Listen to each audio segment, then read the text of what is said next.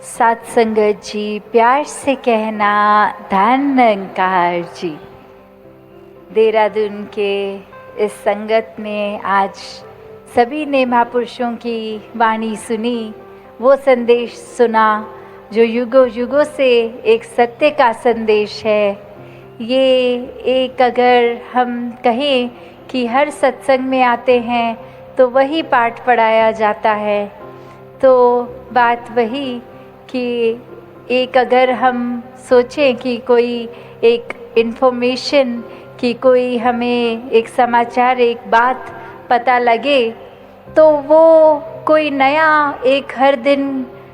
नई चीज़ जानने की ज़रूरत नहीं होती, वो बस एक सही समय पर सही चीज़ जानने की ज़रूरत होती है। तो कैसे information doesn't need to be new but it has to be timely.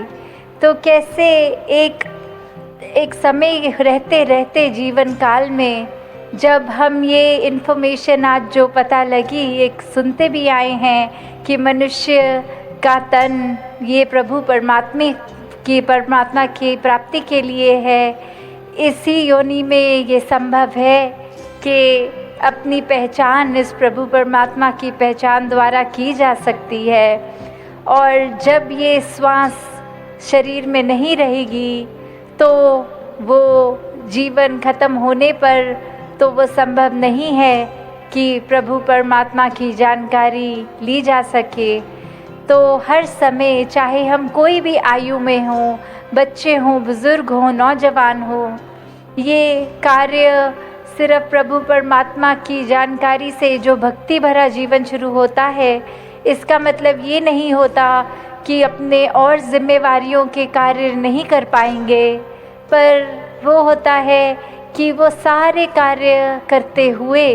हर पल भक्ति करना साथ ही साथ संभव हो जाता है, क्योंकि ये हर पल हमारे साथ, हमारे अंग संग, हर श्वास में इसका एहसास रहता है। तो सारे कार्य ही सहज रूप में एक खुद ब खुद वो एक हमारी भलाई के लिए, पूरे संसार की भलाई के लिए स्वयं ही एक बस शरीर हमारा इंस्ट्रूमेंट की तरह कार्य खुद ये दातार हमसे करवा लेता है, जो सभी की भलाई के लिए हों। तो कैसे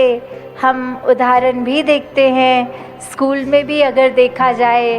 कि जब कोई टीचर एक फ्री पीरियड देती है कि चलो अब हम हर दिन की तरह आज इस क्लास में ये नहीं करेंगे, आप बच्चे जो चाहे कर लें, पर उस समय भी वो टीचर क्लास छोड़ के बाहर नहीं चली जाती। वो बैठती है क्लास के दौरान कि बच्चे कुछ भी कर रहे हों, एक वो टीचर का फ़र्ज़ सुपरविज़न का, कि कहीं अगर ये बच्चों को कह दिया कि कुछ भी करो तो कहीं वो एक दूसरे से लड़ाई ना करने लग जाएं, कोई नेगेटिव और काम ना करने लग जाएं। एक ये बात कि आपको आज़ादी दी गई कि पढ़ाई नहीं भी करनी तो और कुछ चाहे करो, पर वो क्रिएटिव एक पॉजिटिव काम करो। उस बात के लिए ये टीचर की मौजूदगी तब भी कि ये सुपरविज़न के तौर पे। तो जब ये बात हम अपने मन पे लागू करते हैं कि हर समय, जैसे आज सत्संग में भी कह रहे थे कि काफ़ी महापुरुषों के प्रश्न रहते हैं कि जब इस निराकार का दर्शन हो गया तो सत्संग सेवा सिमरन पे इतना फिर भी बाद में फोकस क्यों, जब पता चल ही गया कि ये निराकार अंगसंग है तो फिर बार बार सत्संग आने से क्या होगा। तो बात वही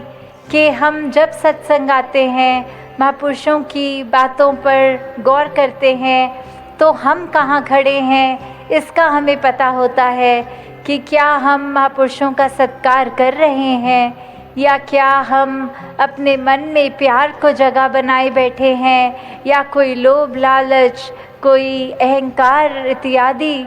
तो हम एक जब वो बात सुनते हैं, एक खुद को पता लग जाता है कि हम अपने भक्ति के मार्ग पे खड़े भी हैं कि नहीं। तो जब ये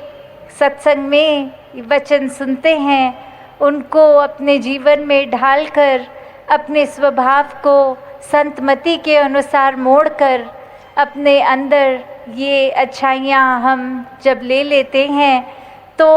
फिर वही बात कि परमात्मा तो पता है अंग संग है, पर ये सत्संग सही रास्ते पे रखने के लिए ये इंस्ट्रूमेंट बहुत बड़ा, कैसे आसपास जो भी महापुरुष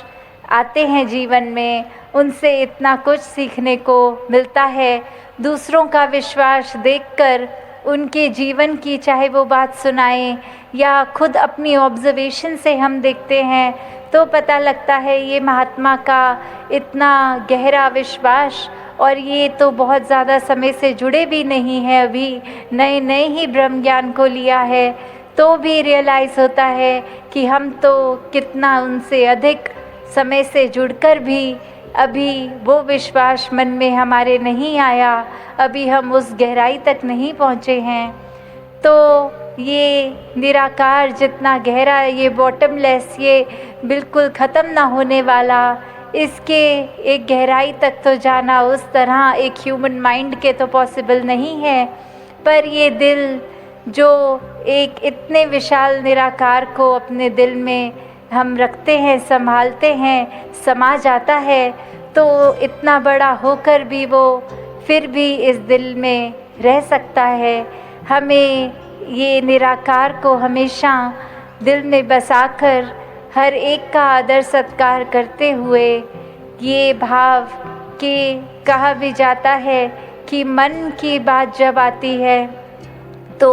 ये मन तो किसी भी डायरेक्शन में जा सकता है, कभी इतना शांत भी हो जाता है, कभी इतनी उथल पुथल भी आ जाती है, कभी मन में इतनी करुणा दया, और कभी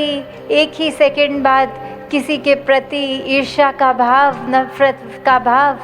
तो कैसे ये बात भी सबने सुनी है कि मन जीते जग जीत, कि जब हम अपने मन की ऊपर जीत प्राप्त कर लेते हैं वो इक्विवेलेंट हो जाता है पूरे जगत को जीतने के समान, कि ये इतना जहाँ बताया है कार्य मुश्किल है उतना ही ये आसान भी है। सिर्फ़ और सिर्फ हम अपने ऊपर फोकस रख के अपने आप का सुधार करते चले जाएं, और साथ ही ये सुधार का श्रेय ये हमेशा एहसास जब परमात्मा का, निराकार का होता है, तभी ये स्वयं में सुधार होना संभव हो जाता है।